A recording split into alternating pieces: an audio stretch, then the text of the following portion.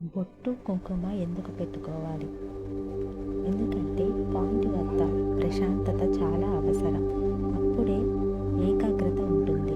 ఆ పాయింట్ వద్ద చల్లదనంతో పాటు రక్త ప్రసరణ బాగా ఉండాలని ఋషులు, మునులు నుదుట తిలకాన్ని ధరించడం మొదలుపెట్టారు.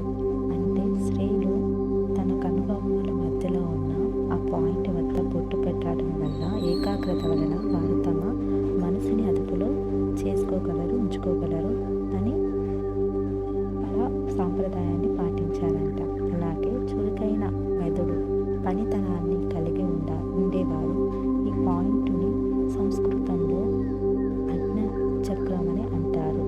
ఇదండి నుదుటి మీద కుంకుమ, తిలకం, విభూతి ధరించడం వెనుక ఉన్న అసలు రహస్యం అండ్ అసలు కారణం.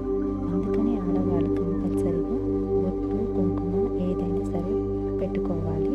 అలా పెట్టుకోవటం వల్ల